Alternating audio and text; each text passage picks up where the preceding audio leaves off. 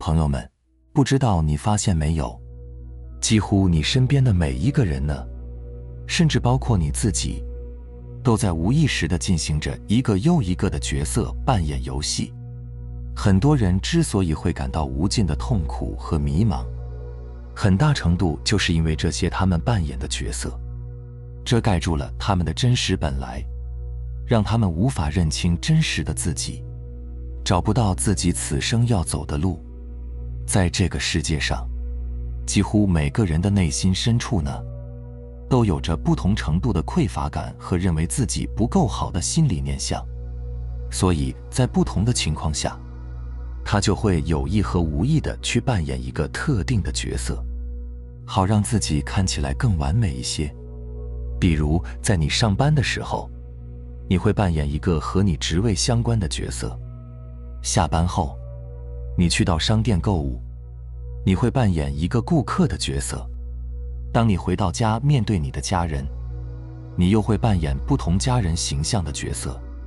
有时候呢，可能并不明显，但角色扮演确实是存在于里面的，而且在大多数情况下，你对角色扮演是毫无觉知的，因为这已经成了你日常生活的常态了。你会下意识地去扮演各种各样的角色和功能。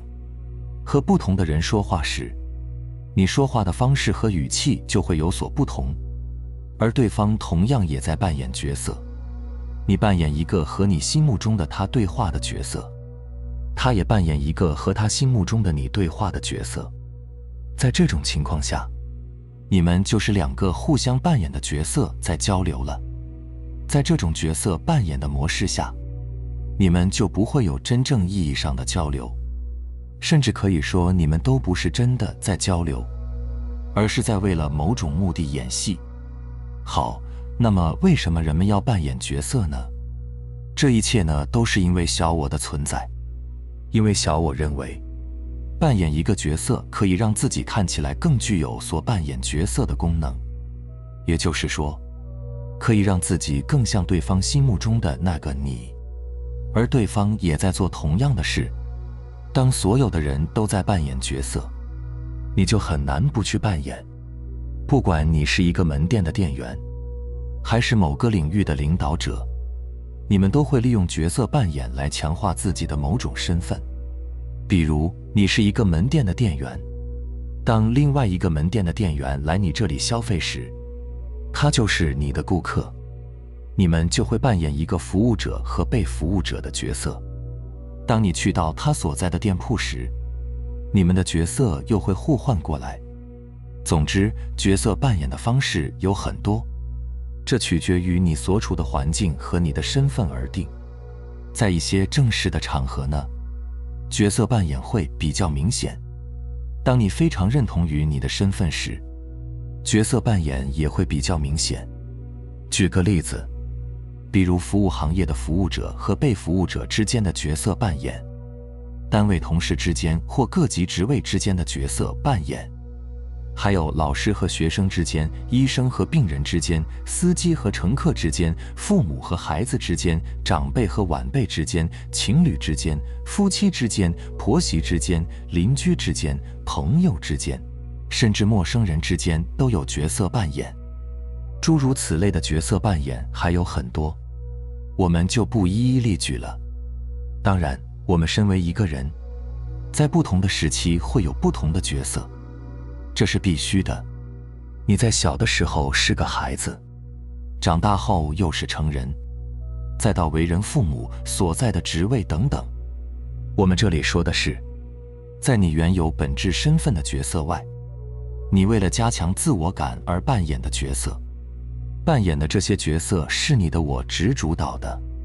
它是在你没有意识临在的时候发生的。可以说，在你整个一生中，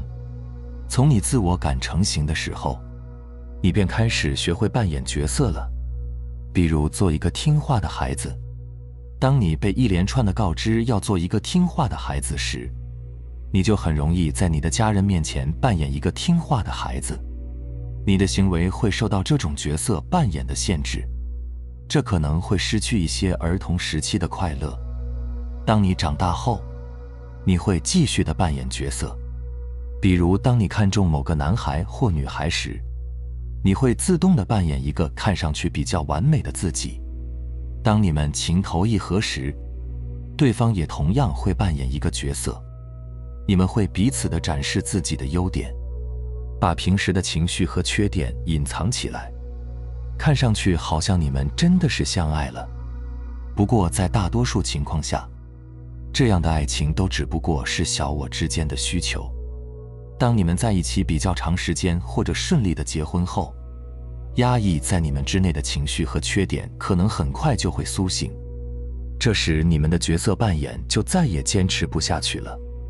如果对方的情绪压抑的比较强大，你就会看到对方仿佛就像变了一个人一样，对你的态度也会发生180度的大转弯。这时你们的感情很可能就会因此破裂。当你为人父母后，在你和孩子相处时，也会很容易进入角色扮演的状态。在你角色扮演的压力下，你的小孩也会去扮演一个孩子的角色。你总是会认为你对孩子做的事都是为了孩子好，和孩子说话的方式也会让孩子觉得你高人一等。你强加了很多超过你作为父母应有的行为在你的角色里面。比如，你会觉得你的孩子是归你所有的，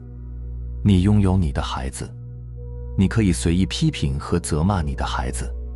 你是我的孩子，你就应该听我的等等。这些都是你无意识扮演父母角色会出现的心理念想。很多的父母在和他们的孩子相处的一生中，都有强烈的角色扮演成分在其中。就算他们的孩子已经结婚生子，他们依旧还会扮演一个父亲或母亲的角色。他们无法放下这个角色扮演的身份，包括其他的一些特定的角色。如果当事人认同他们扮演的身份过于强烈，他们就很难放下他们的角色认同。比如一些退了休的人，他们如果在职的时候非常认同他们的角色，退休后可能就会很难放下他们的角色认同。为什么会这样呢？因为在他们的一生中，大部分时间都陷在一个角色里，他们已经把这种角色当成了他们的身份。除了这个认同的身份，他们一时还找不到另外的身份来替换。如果他们放下这个角色，那他们又是谁呢？很多年龄大一点的人可能经常会有这样的想法：老了，没用了，什么都不是了。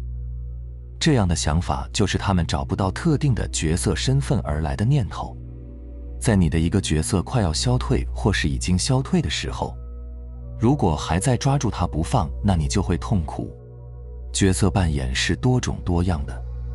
如果没有足够的意识临在，你就很容易陷入到一个或多个角色里面去，包括所谓的我是一个什么样的人，这都可以成为一种角色扮演。你会为自己扮演一个角色，